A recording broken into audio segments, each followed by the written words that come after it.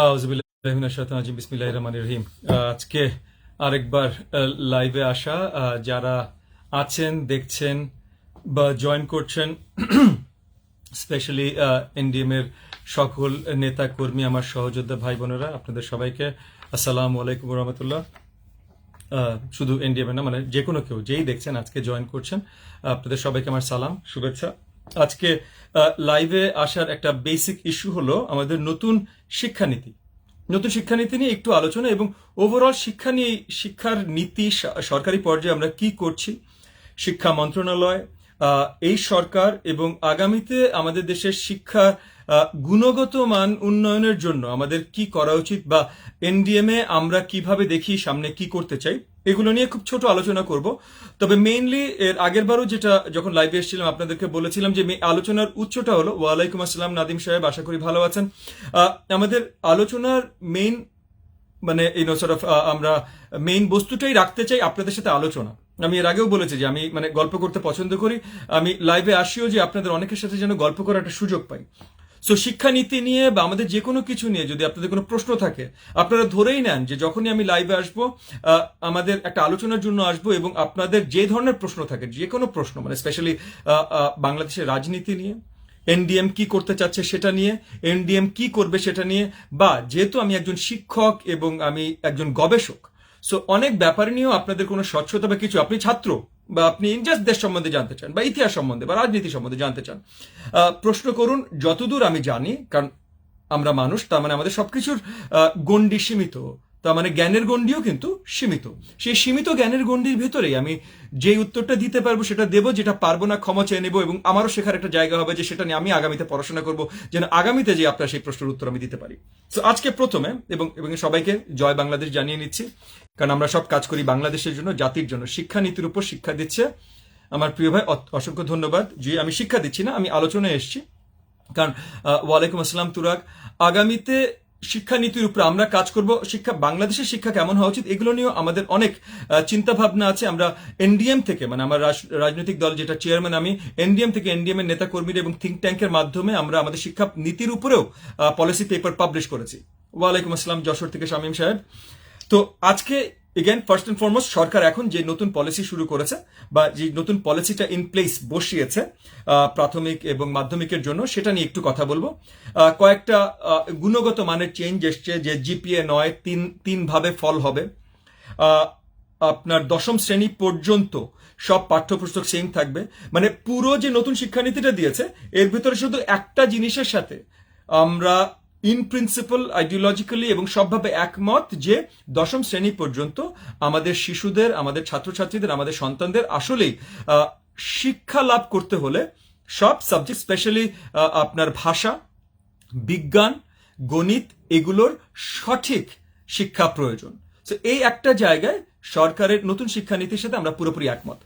অনেক কিছুর সাথে আমরা একমত হয়তো পোষণ করতে পারি বা করতে পারি। প্রবলেমগুলো যে এই জায়গায়, প্রথম প্রবলেম হলো বর্তমান বাংলাদেশ শিক্ষা ব্যবস্থার অনেকটাই ধ্বংসের পথে। আমি যদি সুযোগ পান কিভাবে সাজাবেন, হ্যাঁ এটা নিয়ে আসছি শ্রাবণ, আপনাকে অসংখ্য ধন্যবাদ, এটা নিয়ে আমরা আসবো। বাট প্রথমে যে পয়েন্টগুলো আমরা তুলতে চাই, রেজ করতে চাই, যে নতুন যে পাঠ্যপুস্তক, দুটো বড় বড় পয়েন্ট আমি আনতে চাই। একটা হলো পাঠ্যপুস্তকের অবস্থা, আর দ্বিতীয়ত হলো শিক্ষক এবং শিক্ষকদের ট্রেনিং। আমরা দেখেছি এই যে এই নতুন শিক্ষা এটা পাশ করা, মানে পুরো নতুন একটা সিস্টেম হঠাৎ করে নিয়ে আসলো, একদম প্রাথমিক, মাধ্যমিক, উচ্চ মাধ্যমিকে হঠাৎ করে নতুন একটা সিস্টেম চলে আসলো, এবং এই সিস্টেমটা কিন্তু হঠাৎ করে এসছে। নতুন একটা সিস্টেম আসবে, এটা নিয়ে আলোচনা বেশ বছর খানেক ধরে বা তার একটু বেশি থেকে হচ্ছিল। কিন্তু আমার যতদূর ধারণা, যারা আমাদের মতো রাজনীতিতে আছে এবং তার জন্য পলিসি সম্বন্ধে জানা প্রয়োজন, বা যারা শিক্ষাঙ্গনের সাথে আছে, সো শিক্ষাঙ্গনে কি হচ্ছে এটা সম্বন্ধে জানা প্রয়োজন, এর বাইরে জনগণ হয়তো এটার সাথে খুব একটা, এটা সম্বন্ধে খুব একটা জ্ঞান এর বাইরের জনগণের ছিল না। সো তার মানে বেশি, মানে বড়ভাবে জনগোষ্ঠীর জন্য এটা একটা সারপ্রাইজ, একটা আচমকা চেঞ্জ এসছে। এবং যারা শিক্ষাঙ্গন বা রাজনীতির সাথেও জড়িত, তারাও, আমরা কেউ জানতাম না এক্স্যাক্ট চেঞ্জটা কি আসবে। তো আমরা নতুন কোনো বদল যখন আনি, তখন সেই বদলটা আনার জন্য তো একটা পাবলিক কনসেনসাস তৈরি করা প্রয়োজন, এবং এই বদলটা যারা পরিচালনা করবে, মানে যাদের মাধ্যমে এই বদলটা নামাবেন, মানে শিক্ষকদের তো ট্রেনিং এর প্রয়োজন আছে। এবং পাঠ্যপুস্তক, মানে যেই বইগুলো বা যেই মাধ্যমে সো এডুকেশন মেটেরিয়াল, যে মেটেরিয়ালের মাধ্যমে এই শিক্ষাটা প্রদান করবেন, সেই মাধ্যমগুলো তো তৈরি হতে হবে। সো আমরা দেখছি বেশিরভাগ শ্রেণী, মানে প্রত্যেকটা শ্রেণীর বেশিরভাগ জায়গায় পাঠ্যপুস্তক পৌঁছায়নি। তো পাঠ্যপুস্তকে যদি না পৌঁছায়, বাচ্চারা পড়বে কিভাবে? এবং লক্ষ লক্ষ টিচারের ট্রেনিং হয়নি। সো টিচারেরও ট্রেনিং হয়নি, পাঠ্যপুস্তকে পৌঁছায়নি, তাহলে আপনি এই পড়াটা আসলে দিবেন কিভাবে? মানে এটা যে আপনি জনগণের কাছে, মানে ছাত্রদের কাছে পৌঁছে দিবেন, কিভাবে পৌঁছে দিবেন? আমাদের সবচেয়ে one of the biggest drawbacks, মানে আমাদের দেশের শিক্ষাঙ্গনের সবচেয়ে বড় ড্রব্যাক গুলোর মধ্যে একটা হলো যে ভালো শিক্ষকের অভাব। এবং ভালো শিক্ষকের অভাব শুধু এই কারণে না যে মানে ভালো মনের বা ভালো করতে চায়, ভালোভাবে শিক্ষার্থীদের শিক্ষা দিতে চায় এমন ব্যক্তি শিক্ষকের অভাব, তা না কিন্তু। কারণ রাজনীতির কারণে আমি নিজে পার্সোনালি সারা দেশে ঘুরে বেড়াই। মানে কি, সব জায়গায় আমাদের মিটিং মিছিল হয়, সব জায়গায় যে, এবং অনেক জায়গায় আমাদের রাজনৈতিক মিটিংগুলো আসলে কোনো হাই স্কুল বা কিছুর মাঠে হয়। তো মাঠে যখন হয়, তখন ওখানকার শিক্ষকদের সাথে, হেডমাস্টারদের সাথে আমাদের অল্প একটু হলেও বসার সুযোগ হয়। এই বসার সুযোগও যদিও সময়ের সাথে কমে যাচ্ছে, কারণ সবকিছুই এই আওয়ামী লীগ সরকারের এতটাই কন্ট্রোলে যে এখন টিচাররাও, হেডমাস্টাররাও ভয় পান যে তাদের আশেপাশের মাঠে অন্য কোনো দলকে জায়গা দিতে। তবুও আমাদের হয়, তাদের সাথে উঠা বসা হয়, এবং তাদের সাথে আলোচনায় বারবার বেরিয়ে আসে যে তাদের সমষ্টিগত এবং কম্প্রিহেন্সিভ ট্রেনিং এর ব্যবস্থা কোনো সময় থাকে না। অনেক পুরাতন সিস্টেম আমাদের সরকার, মানে আমাদের আপনার সরকারি স্কুলগুলোতে তো আছেই, যে অনেক সময় অ্যাকচুয়ালি টিচারও থাকে না, টিচারের ভাতা তুলছে, বেতন নিচ্ছে, কিন্তু টিচার ওখানে শো আপ করেন, ওখানে যায় না। এবং এগুলো এগেন, এই যে সরকারের পৃষ্ঠপোষকতায় যারা আছেন, এই ধরনের কাউকে ধরেই হয়। সো এই যে টিচারের ট্রেনিং ছাড়া নতুন একটা শিক্ষানীতি আমরা নামিয়ে দিলাম, এটা নিয়ে আমরা কোথায় যাব, কিভাবে যাব? এইখানে আমাদের অ্যাকচুয়ালি, যেখানে আমাদের উন্নয়নের অনেক বেশি দরকার, মানে আমাদের আরিফুর রহমান সাহেব, আপনাকে অসংখ্য ধন্যবাদ, আমি ভালো আছি। এই কোভিড এর সময়, 2020, 21, 22 এই 3 বছরে বিশ্বে অনেক বদল এসছে, শিক্ষাঙ্গনে অনেক বদল এসছে। কারণ আমরা দেখেছি যে এই যে কোভিড এর সময় অনেক জায়গায় আমরা দেখেছি যে আমরা এই আপনার টেকনোলজি ব্যবহার করে আমরা শিক্ষার্থীদের অনেক উপকরণ দিতে পারি, অনেকভাবে তাদেরকে নতুন একটা সিস্টেম চলে এসছে বিশ্বব্যাপী, এটাকে বলে ফ্লিপড ক্লাসরুম হলো, আগে আমরা যখন শিক্ষা দিতাম হলো শিক্ষকরা শিক্ষার্থীদের সামনে যেত এবং লম্বা লেকচার দিত। ওই লেকচারে শিক্ষার্থী যতখানি নোট নিতে পারে, শিখতে পারে, ততখানি, তারপর সে বাসায় যে পড়াশোনা করতে হবে, বা সে বাসায় হোম টিউটর বা যেটাকে কোচিং বলে, এই কোচিং এ যেতে পারতো। এবং এখন আমাদের দেশে কোচিং আছে, যদিও সরকার শক্তভাবে সব কোচিং নিষেধাজ্ঞা করেছে এবং কোচিং বেআইনি হিসেবে করেছে, কিন্তু এমন কোনো মাধ্যমিক উচ্চ মাধ্যমিকের শিক্ষার্থী দেশব্যাপী নেই যারা ভালো রেজাল্ট করতেছে এবং কোচিং এ যায় না, এটা আমরা সবাই জানি। সো এই যে আমাদের যারা শিক্ষা নীতি প্রণয়ন করেন, তারাও কেমন যেন একটা ওই নিজেরাই একটু ওই যে ওই উট পাখির মতো আর কি, বালুর ভিতরে নিজেদের মাথাটা ঢুকিয়ে রাখেন, যে তারা বাস্তবতা দেখতে চান না। আপনার কিছু বক্তব্য নিয়ে সাধারণ লোকেরা বাজে মন্তব্য করে, যারা বাজে মন্তব্য করতে চায় ভাই, তারা বাজে মন্তব্য করতেই পারে। আর যদি কোনো প্রশ্ন তুলতে চায় রাশিদুল, তাহলে নিশ্চয়ই আপনিও পারেন, যে কোনো কেউ পারে, কারণ প্রশ্নের উত্তর দেবার জন্য আমরা সবসময় আছি। তো যেটা বলছিলাম, যে এই ফ্লিপ ক্লাসরুমে যেটা হয়েছে, এবং আমার বিশ্বাস, কারণ সরকারের হয়ে গণমাধ্যমে যারা কথা বলেছেন এই নতুন শিক্ষানীতি নিয়ে, তারা এমন কিছুই বলতে চেষ্টা করেছেন যে এই ধরনের নতুন শিক্ষানীতি তারা আসলে প্রয়োগ করতে চান, যেখানে বাচ্চারা ক্লাসে যাবার আগেই হয়তো আরো ভালো কিছু জেনে যাবে। তবে ক্লাসে, যেমন আমরা এরকম ভিডিও চিত্র দেখেছি, যে গোল করে টেবিলে স্টুডেন্টরা, ছাত্রছাত্রীরা একে অপরের দিকে তাকিয়ে তারা প্র্যাকটিস করছে, এক্সারসাইজেস কেন করছে? সো দ্যাট তারা অলরেডি কিছু শিখেছে এবং সেটার ইউজফুলনেস আনতে পারে। কিন্তু এখন এই যে ট্রেডিশনাল ক্লাসরুম মানে যেখানে লেকচার দেবে, যেটা শত শত বছর পুরাতন সিস্টেম, কারণ আমাদের পুরো শিক্ষার সিস্টেম, মানে আপনার ইনস্টিটিউশনাল এডুকেশনাল সিস্টেমটাই আবার 200 বছর পুরাতন, এবং এটার ভিত্তি আসলে আপনার বেসিক্যালি দ্য জার্মান হার্টল্যান্ড থেকে, এবং এটার ভিত্তি আপনার জাতীয়তাবাদ এবং ইন্ডাস্ট্রিয়ালাইজেশন, এগুলোর রিলেটেড, এগুলোর বড় ইতিহাসে আমি যাব না। পয়েন্টটা হলো যে এই ভিত্তির শুরু থেকে, সেই 200 বছরের শুরু থেকে, এবং এর আগে যদি আমরা হাজার হাজার বছর আগে চলে যাই, মানে এই যে ওই প্লেটোর সিম্পোজিয়ামে চলে যাই, এখানেও পয়েন্টটা ছিল হলো শিক্ষক লেকচার দেবে, শিক্ষার্থী শুনবে, শিখবে। এখন এই যে গত 3 বছরে এই যে এই ফ্লিপ ক্লাসরুমের সিস্টেমটাতে এসছে যে লেকচার ভিডিও টিডিওর মাধ্যমে আগেই শিখে নিতে পারবে, কিন্তু তারপর ক্লাসরুমের টিচারের সামনে এসে এই শিক্ষাটা প্রয়োগ করতে চেষ্টা করবে। এবং এটা আমরা যে কোনো কেউ চিন্তা করলে বুঝতে পারি যে প্রয়োগের যখন চেষ্টা করবে তখন আসলে গুণগত মানে একটা উন্নয়ন হবে ছাত্রছাত্রীর শেখার, রাইট? সো ছাত্রছাত্রী শেখায় গুণগত মানের উন্নয়ন হবে। সো এই জিনিসগুলো হয়তো সরকার আনতে চেয়েছেন খুব ভালো কথা, কিন্তু আনতে পেরেছেন কিনা? শুধু ভালো ইন্টেন্ট থাকলে তো হবে না, করতে পারতে হবে, এবং করতে পারার জন্য টিচারদের ট্রেনিং দিতে হবে। হাজার হাজার বছর ধরে যে লেকচার সিস্টেম চলে এসেছে সেই লেকচার সিস্টেমে আমাদের টিচাররা এখনো ট্রেন্ড না দেশব্যাপী।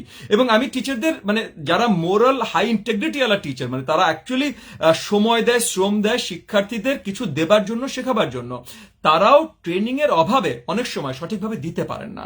সেই ট্রেনিংটা আমরা তাদেরকে দিতে না পেরে অলরেডি তাদের উপরে নতুন কিছু চাপিয়ে দিচ্ছি। তাহলে এইটা থেকে ভালো কিছু আসতে পারে? Probably not. সো এই জায়গায় বড় কিছু প্রশ্ন রয়ে যায়।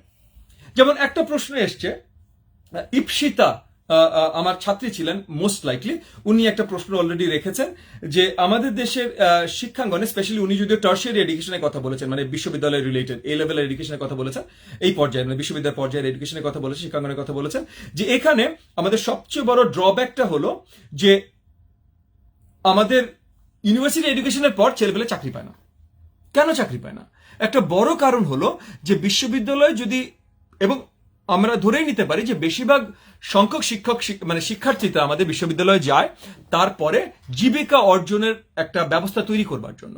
তাহলে জীবিকা অর্জনের ব্যবস্থা তৈরি করবার জন্যই যদি বিশ্ববিদ্যালয়ে যায়, তাহলে বিশ্ববিদ্যালয়ের একটা দায়িত্ব থাকে, এবং ইউজিসি থেকে শুরু করে সবাই যারা এই যে এই বিশ্ববিদ্যালয়ের লাইনের এই হায়ারার্কিতে ইনস্টিটিউশনগুলো দায়িত্বে আছেন, তাদের দায়িত্বর ভেতরে পড়ে যে এই শিক্ষাটা এমন ভাবে সাজানো যে এটার পর তাদের একটা কর্ম জায়গার মানে কাজের ব্যবস্থা হয়। তাহলে সেটা কেন হয় না? এটা একটা বড় প্রশ্ন। এই যে আমাদের প্রাইভেট ইউনিভার্সিটি এডুকেশন পুরো সিস্টেমটাই যদিও নতুন করে হঠাৎ করে একটা চেঞ্জ আনলো যে ট্রাইমেস্টারের বদলে, মানে 4 মাসের 3টা সেমেস্টারের বদলে 6 মাসের 2টা সেমেস্টার হবে, হঠাৎ করে একটা চেঞ্জ আনলো শিক্ষার্থীদের উপরে। আমি একজন শিক্ষক হিসেবেই বলছি, শিক্ষার্থীদের উপরে এটার বড় একটা নেগেটিভ ইনিশিয়াল ইম্প্যাক্ট এসছে। লং টার্ম এটাতে পজিটিভ কিছু হতেই পারে, এবং যদি পজিটিভ কোনো কারণে সরকার করে থাকে এই 3টা সেমেস্টার থেকে 2টা সেমেস্টার, তাহলে নিশ্চয়ই আমরা সাধুবাদ জানাবো। কিন্তু সরকারের তরফ থেকে কেউ আজ পর্যন্ত কাউকে জানাতে সক্ষম হয় নাই যে কোন জায়গার রিসার্চে বা কিসের ভিত্তিতে তারা 4 মাস থেকে 6 মাস সেমেস্টার করলেন। কোন জায়গা থেকে তারা জানাতে সক্ষমই হয় নাই। তাহলে কেন হঠাৎ করে এত বড় চেঞ্জ? সো এই যে কোনো ধরনের জবাবদিহিতা নাই, কোনো ধরনের জবাবদিহিতা নাই, এবং চলে যাচ্ছে। এই যে মীর কিরাক বলেছেন, উনি যখন স্কুলে পড়তেন তাদের কাছে প্রাইভেট পড়ার জন্য টিচাররা জোর করতেন। এটা কোন একটা পার্টিকুলার স্কুলের কথা বলেছেন, আমি সেটা নিয়ে আলোচনা করব না। এবং ওই টিচারের কাছে না গেলে মেন্টাল টর্চার হতো। এখানে একটা প্রবলেম, কারণ স্কুলে আপনি পড়বেনই তো যে শিক্ষাটা স্কুলে শেষ করে আপনি বাসায় যাবেন, তার মানে টিচারদের এবং ইনস্টিটিউশন হিসেবে স্কুলের প্রপার ট্রেনিং নেই, তারা সেটা ছাত্রছাত্রীদের দিতে পারছে না। সো এই জায়গায় আমাদের একটা চেঞ্জ লাগবে। এই চেঞ্জগুলো আনার জন্য নতুন শিক্ষানীতি লাগবে। এই যে বিশ্ববিদ্যালয় টার্সিয়ারি এডুকেশনে বিশ্ববিদ্যালয় থেকে পাশ করে চাকরি পাবে না, তাহলে বিশ্ববিদ্যালয় কি নিয়ে ট্রেন করাচ্ছে? এই যে ওয়েস্টার্ন সিস্টেমে ট্রেন করছে, ওয়েস্টার্ন সিস্টেমের ইস্টার্ন সিস্টেম, মানে এই যে মনে করেন আমেরিকান সিস্টেমে বা ব্রিটিশ সিস্টেমে, যে সিস্টেমেই পড়াক, আমাদের এখানে লাভটা কি হচ্ছে? এইখানে কর্মসংস্থানের মানে ইমিডিয়েটলি ঢুকে চাকরি পাচ্ছে না কেন আমাদের সন্তানরা, আমাদের ছেলেমেয়েরা?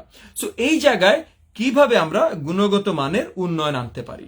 এই যে নতুন সিস্টেমে বই ছাপা হয়েছে, আর গতকাল প্রথম আলোতেই একটা আপনার ওপিনিয়ন ছাপা হয়েছে, একটা এডিটোরিয়াল বা ওপিনিয়ন ছাপা হয়েছে, যেখানে পরিষ্কারভাবে একজন দেখিয়ে দিয়েছেন, একজন শিক্ষাবিদ, আপনি হয়তো আমেরিকায় বসবাস করার নামটা ভুলে গেছি, পরিষ্কারভাবে উনি দেখিয়েছেন যে নতুন 7ম শ্রেণীর আই থিঙ্ক বিজ্ঞানের বই, যে নতুন সিলেবাসে হুবহু গুগল থেকে গুগল ট্রান্সলেট ব্যবহার করে অনুবাদ করে ছাপানো।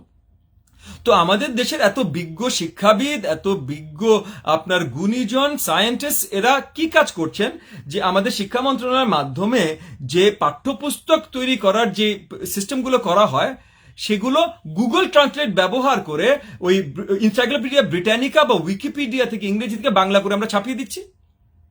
তাহলে এই বই দিয়েই বা কি আছে? তো বাচ্চারা নিজেরাই করতে পারে। সো এই যে সব জায়গায় জবাবদিহিতা হীনতার কারণে এই প্রবলেমগুলো আমরা ফেস করছি, এখান থেকে উঠে আসা এবং উঠে আসতে চেষ্টা করা অত্যন্ত গুরুত্বপূর্ণ।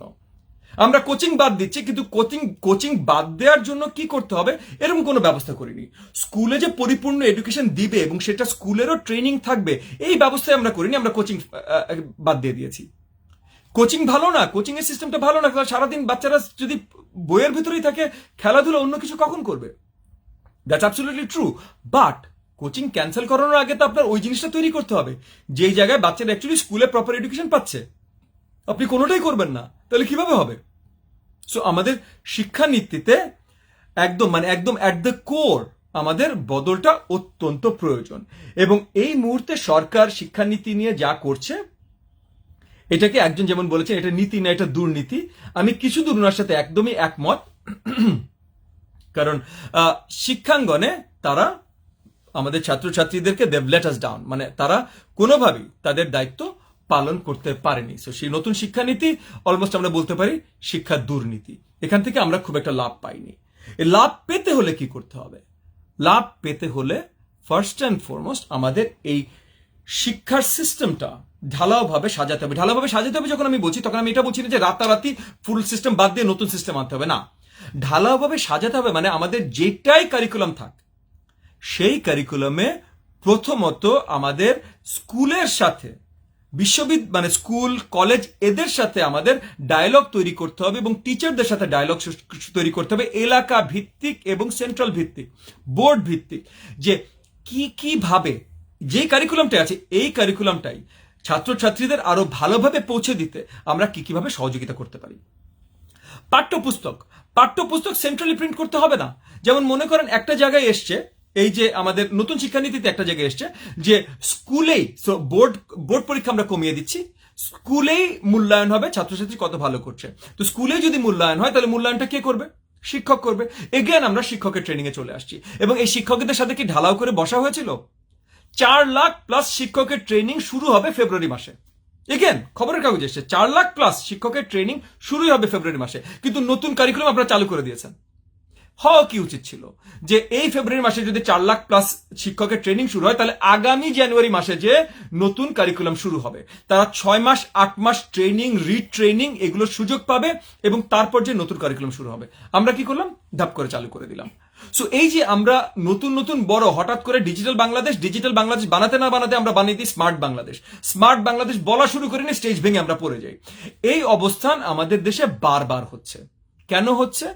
সবচেয়ে বড় কারণ জবাবদিহিতামূলক সরকার আমাদের নাই। সরকারের কাউকে জবাব দিতে হয় না। আমরা ভালো বুঝেছি, হয়তো তারা ভালো চেয়েই করেছেন, আমি তাও না করছি না। শিক্ষা মন্ত্রণালয়ে যারা আছেন, বোর্ডে যারা আছেন, ইউজিসিতে যারা আছেন, আমি এটা বিশ্বাস থেকে আমি এতখানিও মানতে রাজি আছি, পুরোপুরিভাবে মানতে রাজি আছি যে তারা ভালো চেয়ে কাজটা করেছেন। কিন্তু আপনি শুধু ভালো চাইলে তো হবে না বাবা, আপনার কাজটা এমন করে করতে হবে যেন আসলে ভালো হয়। সেইটায় কোনো জবাবদিহিতা নাই, আপনার যা ইচ্ছে তাই করে ফেললেন। তো আপনার যা ইচ্ছে তাই যদি করেন, তাহলে এই যে 17.5 কোটি মানুষের দেশ বাংলাদেশ, এবং এই বাংলাদেশ যেই বাংলাদেশ আমাদের অনেক কষ্টের অর্জন, যেই বাংলাদেশের প্রত্যেকটা অঙ্গে প্রত্যঙ্গে আমাদের এখনো সেই স্বাধীনতা যুদ্ধ, সেই ভাষা আন্দোলন সবকিছুর চেতনা জড়িয়ে আছে, সেই জায়গা থেকে এই বাঙালির সাথে, এই বাংলাদেশিদের সাথে এরকম বারবার করে আপনারা করবেন, এটা তো একটা পয়েন্টের পর আমরা মেনে নিতে পারি না। এই যে গ্রেডিং পদ্ধতি তো বাদ দেন। শাহজালাল বিশ্ববিদ্যালয়তে ছাত্রছাত্রীরা তাদের ভিসির এগেনস্টে, এবং এই পুরো ঘটনাতে যাব না, কিন্তু এটা নিয়ে বড় আন্দোলন হলো। বড় আন্দোলন হওয়ার পর সরকারের সবচেয়ে উচ্চ পর্যায় থেকে, শিক্ষামন্ত্রী সবাই থেকে ছাত্রছাত্রীদের আশ্বাস দেয়া হলো যে এগেন তাদের কথা শোনা হবে এবং তারা যা চায় সেটা সরকার আমলে নিয়ে তাদেরকে সেটা দিতে চেষ্টা করা হবে। কি হলো? আজ পর্যন্ত কিছু হয়নি, এবং আজ পর্যন্ত কিছু মানে সুফল তো ছাত্রছাত্রী কিছু পায়নি। যারা এই শাহজালাল বিশ্ববিদ্যালয়ে যে ছাত্রছাত্রীরা আন্দোলনের একদম সম্মুখে ছিল, ফ্রন্ট লাইনে ছিল, তাদের সবাইকে ভিক্টিমাইজ করা হয়েছে, তাদের সবাইকে। এবং এটা কন্টিনিউসলি, মানে আমি এটা আমার পার্সোনাল কথা না, এটা মানে আপনার এই কি বলেন গণমাধ্যমের কথা, তাদের সবাইকে ভিক্টিমাইজ করা হয়েছে। তাদেরকে ক্লাসরুম হ্যারাসমেন্ট থেকে শুরু করে, তাদের গ্রেড থেকে শুরু করে সবকিছুতে তাদেরকে ভিক্টিমাইজ করা হয়েছে। কেন? কারণ জবাবদিহিতা নাই। এই সরকারের বিরুদ্ধে কেউ কিছু বলতে পারবেন না। সেই সরকারের অংশ ভিসি সাহেব হোক, এই আমাদের এমন একটা জায়গায় আমরা এসেছি যে একটা স্বনামধন্য বিশ্ববিদ্যালয়ের ভিসি বলেন যে আওয়ামী লীগের মানে সরকারি দলের একটা অঙ্গ সংগঠনের যদি তাকে পদ দেয়া হয়, সে ভিসির জায়গা ছেড়ে দেবে। মানে অবিশ্বাস্য একটা কথা যে আপনার প্রেস্টিজ, যে সুনাম, যে সম্মানের জায়গা, একটা বিশ্ববিদ্যালয়ের ভিসির জায়গা, সেখান থেকে একজন যদি বলে যে আমি একটা গুন্ডা বাহিনীর নেতা, আমাকে বানিয়ে দিলে আমি আরো খুশি, এই সম্মান আমার চাই না, তাহলে আপনি চিন্তা করেন যে বিশ্ববিদ্যালয়ে আমরা কাদের হাতে তুলে দিচ্ছি, যে গুন্ডা বাহিনীর নেতা হিসেবে হতে প্রিফার করে আপনার ইসে থেকে, এত সম্মানের একটা জায়গা থেকে। সো এই জায়গায় প্রত্যেকটা জায়গায় জবাবদিহিতা আমাদের আনতে হবে।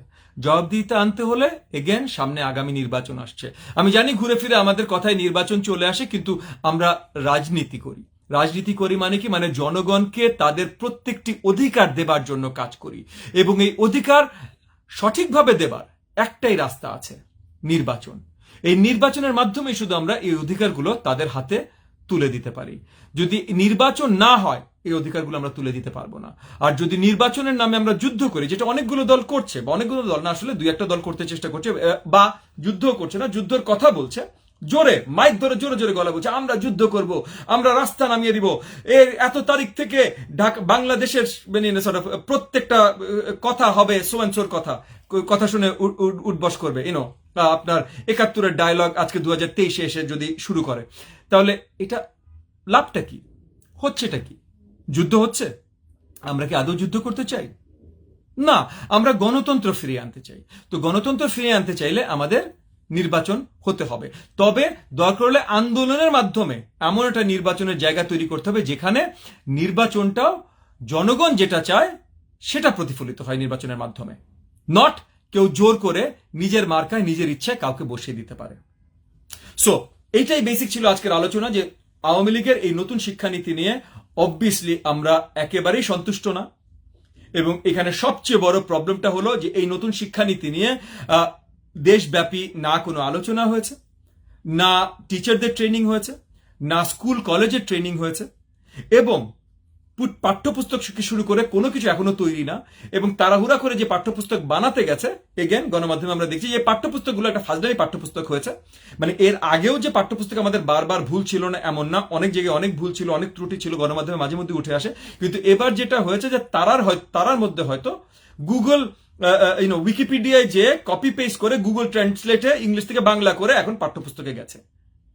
এই অবস্থানে আমাদের শিক্ষার উন্নতি হবে না, হতে পারে না। সো শিক্ষার উন্নয়ন আনতে হলে শিক্ষানীতি সঠিকভাবে প্রয়োগ করতে হবে, এবং সেটার জন্য জবাবদিহিতা আনতে হবে। জবাবদিহিতা আনতে হলে সরকারকে জবাবদিহি করতে হবে, সামনের নির্বাচনটা সঠিকভাবে করতে হবে। আমি তেমন বেশি আর আজকে প্রশ্ন পাইনি। আপনারা অনেকেই জানিয়েছেন রাজনৈতিক কারণে শিক্ষা ব্যবস্থা আজ এমন, অনেকেই অনেক কমেন্টস দিয়েছেন। আপনারা প্রশ্ন দিলে হয়তো আরো কথা বলতাম। এর মাঝখানে একজন ভাই 2-3 বার প্রশ্ন দিয়েছিলেন যে আমাকে নিয়ে অনেক জায়গায় প্রশ্ন উঠেছে, বা আমার দলকে নিয়ে, যে অনেক দল বা অনেক দলের অনেক ব্যক্তিকে নিয়ে আমরা কিছু আলোচনা করছি, আলোচনা সু আলোচনা, এটা ভালো করে পড়ার আমার সুযোগ হয়নি। যদি সেই ভাই এখনো থেকে থাকেন, বা যারা আছেন তাকে যদি ট্যাগ করে দিতে পারেন বা জানাতে পারেন। এক হলো যে আমাদের কাজ না অন্য কাউকে নিয়ে বেশি কথা বলা, অন্য কাউকে নিয়ে আমরা বেশি কথা বলি না। আমরা যখন রাজনৈতিক দল নিয়ে কথা বলি, রাজনৈতিক কর্মকাণ্ডে এবং রাজনৈতিক প্রাঙ্গণে যে কথাগুলো বলা আমাদের কাজের অংশ, শুধু তাদেরকে নিয়ে সেইভাবেই কথা বলি, এবং আমরা চেষ্টা করি সবাইকে সম্মান দিয়ে কথা বলতে। এখন আপনি যদি একটা ভুল করে থাকেন, আমি আপনাকে বাজে শব্দ ব্যবহার করে সেই ভুলটা ধরিয়ে দেব না, তবে আপনার ভুলটা ধরিয়ে দেওয়া আমার দায়িত্ব। এখানে দুটো জিনিস হতে পারে। এক হলো আপনিও জানবেন, আপনার ভুল শুধরে নেবেন, সামনে আপনিও ভালো কাজ করবেন। আপনি আমার থেকে অনেক বড় হতে পারেন, আপনি আমার থেকে অনেক ছোট হতে পারেন, কোনো কিছু আসে যায় না। ভুলটা ধরিয়ে দেয়া এটা আমার দায়িত্ব। এবং যদি আপনার মনে হয় যে আপনার ভুল না, আমি ভুল বলেছি, সেটা ভুল, সেটা আপনিও আমাকে ধরিয়ে দিতে পারেন যে না, আমি বিএনপির নেতা, আমরা 9 ডিসেম্বর রাত্রেবেলা কম্প্রোমাইজ করিনি, আসলে ববি আজাদ সাহেব আপনি ভুল জানেন, আমরা এইটা করেছি, এবং এইভাবে আগামীতে আসেন, এইভাবে আমরা আন্দোলন করব, এবং এই কারণে দেখান, আমার কোনো অসুবিধা নেই। বা এই যে বিএনপির সাথে যতগুলো দল আছেন, এই 22 দল 12 দল 7 দল, এই মঞ্চ কার মঞ্চ, সেই মঞ্চ, যতগুলো মঞ্চ আছেন, তারাও যদি আমাকে বলতে পারেন যে আপনারা বিএনপির কাছ থেকে সঠিকভাবে জেনেছেন, এই লক্ষ্য, এইভাবে আন্দোলন করছি এবং এইটা চাই, যদি আমাকে সঠিকভাবে বলতে পারেন, তাহলে ইদার আমি আপনাদের সাথে এগ্রি করবো বা এগ্রি করবো না। যদি এগ্রি করি আপনাদের সাথে চলে আসবো, একসাথে কাজ করবো। যদি এগ্রি না করি সেটা হয়তো করবো না। তবে এই কথা আর বলবো না যে আপনারা কোনো কিছু পরিষ্কার করছেন না এবং 9 তারিখ রাতে কম্প্রোমাইজ করে, সরকারের সাথে কম্প্রোমাইজ করে সুন্দর বাসায় ঘুমাতে গেছেন। সেটা আমি তখনই বলা বন্ধ করে দেবো। আমি এখন পরিষ্কার আপনাদেরকেও বলে দিচ্ছি, এটা এই যে লাইভে থাকবে, রেকর্ডেড থাকবে, আপনারাও তাদেরকে জানাতে পারেন। ওকে, এক ভাই নাজমুল ভাই বলেছেন বিএনপিকে জনগণ চায় না। আমি জানি না জনগণ কাকে চায়, এটা আমি জানি না। এতটুকু আমি জানি, জনগণের একটা অংশ হিসেবে, মানে বাংলাদেশের একটা নাগরিক হিসেবে এবং রাজনৈতিক একজন কর্মী হিসেবে, যে বাংলাদেশের 492টি উপজেলার মধ্যে ম্যাক্সিমাম উপজেলা একবার হলেও গেছে এবং সেই প্রত্যেকটা উপজেলার শত শত জনগণের সাথে উঠা বসা করেছি, সেখান থেকে আমি একটা জিনিস বলতে পারি যে বাংলাদেশের জনগণ তাদের গলার আওয়াজ সরকার পর্যন্ত যায়, এটা চায়।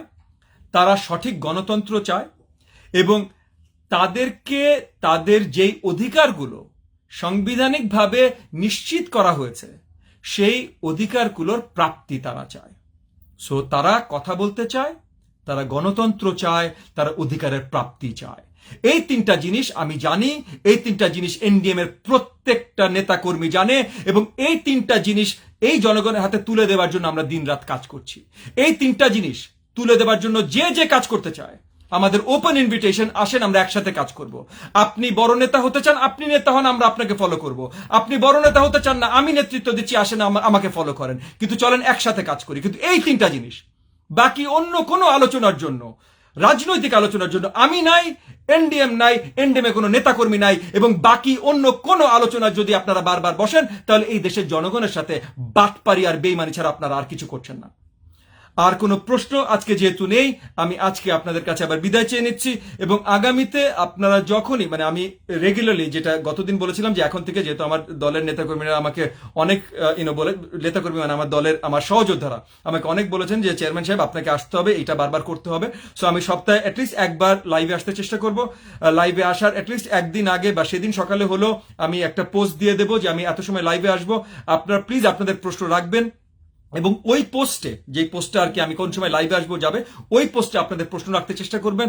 আমাকে আজকে একটা প্রশ্ন দেওয়া হয়েছিল ইপসিতার কাছ থেকে, সেই প্রশ্নটার উত্তর আমি দিতে চেষ্টা করেছি এবং আগামীতে আপনারা এই প্রশ্নগুলো রাখলে এই প্রশ্নগুলোর আমার দ্বারা যতখানি সম্ভব পরিষ্কার উত্তর আমি দিতে চেষ্টা করব। আপনারা সবাই দোয়া রাখবেন, আমি আপনাদের সবার জন্য দোয়া রাখছি, সবসময় রাখছি, শুভকামনা রাখছি এবং আপনাদের জন্যই কাজ করে যাচ্ছি। শুধু আমি না, এনডিএম এ আমার প্রত্যেকটা সহকর্মী আপনাদের এই দেশের 17.5 কোটি জনগণের জন্য কাজ করে যাচ্ছে।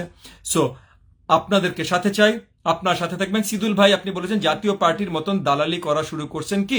সিদুল ভাই আমি জানি না আপনি কোথা থেকে কথাটা বলছেন, এই কথাটা বেশ নোংরা, কারণ জাতীয় পার্টি প্রমাণিত দালাল এবং এগেন আমি তাদেরকেও ছোট করে বলছি না, তারা যে কাজটা করে, কারণ 2018 সালের নির্বাচনে জাতীয় পার্টির প্রত্যেকটা নেতার নির্বাচনী পোস্টারে আওয়ামী লীগের নেত্রীর ছবি ছিল। এই কারণে আমি তাদেরকে, এই বিশ্লেষণ দিয়ে আমি তাদেরকে দালাল বলছি। সো সিদুল ভাই আপনি যদি কোনো একটা কারণ দেখাতে পারেন যে ববি হাজ্জাজ এই কাজটা করেছে, যেই কাজটা তাকে, তার দলকে জাতিগতভাবে আওয়ামী লীগের কাছে, বিএনপির কাছে, জাতীয় পার্টির কাছে, অন্য কোনো দেশের কাছে, কোনো ব্যবসার কাছে ছোট করেছে, তাহলে আমি লাইভে এসে বা যে কোনো, যে আপনাকে যেখানে খুঁজে পাবো আপনার পা ধরে সালাম করে মাপ চেপে বলবো আপনি নেতা হন, আমি ছেড়ে দিব। আমি রাজনীতি করবো না, শুধু না আমি এই দেশের চেহারা দেখাবো না। কিন্তু যখন কথা বলবেন তখন নিজে একটু স্পষ্টতার সাথে, স্বচ্ছতার সাথে কথা বলবেন, কারণ আমি কাউকে অসম্মান করে কথা বলি না, শুধুমাত্র সত্য কথা বলতে চেষ্টা করি। আমার সাথে যখন কথা বলবেন সত্য কথা নিয়ে আসবেন। আপনি বলবেন ববি সাহেব আপনি এইটা করেছেন, এটাকে আমি দালালি বলি, তখন আমি আপনাকে বিশ্লেষণ দেবো কেন আমি দালালি বলি না, বা আমি বিশ্বাস করি 17 কোটি জনগণ দালালি বলবে না।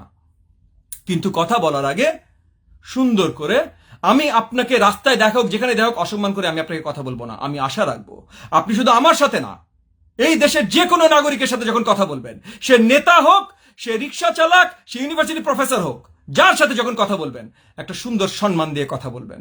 আমাদের দেশের যে কালচার, আমরা সম্মানে বিশ্বাস করি, আমরা একে অপরকে সম্মান দিতে বিশ্বাস করি। আজকে আপনাদের মতো অসম্মান দেওয়া শুরু করেছেন, কারণ আজকে পার্লামেন্টে যারা বসেন তারা নিজেরা কাউকে সম্মান দিতে জানেন না। পার্লামেন্টে বসে অনেকের নামে যেভাবে কথা বলেন, তাতে মনে হয় যে কোনো ওই যে 2 টাকার বা 10 টাকার যে ব্ল্যাক এন্ড হোয়াইট, যে হাতে কালি চলে আসে, যে নোংরা নোংরা চটি বিক্রি হয় গ্রামে গঞ্জে, সেই চটির ভাষায় আপনারা কথা বলা শুরু করেছেন পার্লামেন্টে বসে, এবং সেই পার্লামেন্টের দেশে চটির ভাষায় কথা শুনে আজকে আপনারা এই ধরনের নোংরা কথা বলা শুরু করেছেন। এইটা আমাদের দেশের নিয়ম নীতি না। আমরা খুব মার্জিত একটা জাতি। আমরা কারোর সাথে কথা বলা শুরু করার আগে আসসালামু আলাইকুম সালাম দিয়ে কথা বলা শুরু করি। নিজের জাতির কথা মনে রাখবেন। আপনি জন্মগতভাবে একটা বাংলাদেশী, নিজের জাতির কথা মনে রাখবেন। সম্মান দেয়া এটা আমাদের কালচার। এই নিজের কালচারের থেকে দূরে চলে যাবেন না জাস্ট বিকজ রাজনৈতিক কারণে আপনাকে কেউ একটা বৈঠা ধরিয়ে দিয়েছে, বা একটা নৌকা ধরিয়ে দিয়েছে, বা একটা ধানের শীষ ধরিয়ে দিয়েছে। এটা করেন না। নিজের জাতির সাথে, নিজের জাতির কালচারের সাথে বেইমানি করেন না। এগেন আপনাদের সবাইকে সালাম জানাই। আপনারাও আমাদের জন্য দোয়া রাখবেন, কারণ অক্লান্তভাবে এনডিএম এর প্রত্যেকটা নেতাকর্মী আমরা সবাই আপনাদের জন্য কাজ করে যাচ্ছি। আগামীতে আবার দেখা হবে। প্রশ্ন থাকলে প্রশ্ন রাখবেন, বক্তব্য থাকলে বক্তব্য রাখবেন। একসাথে আমরা গল্প করব। জয় বাংলাদেশ। খোদা হাফিজ।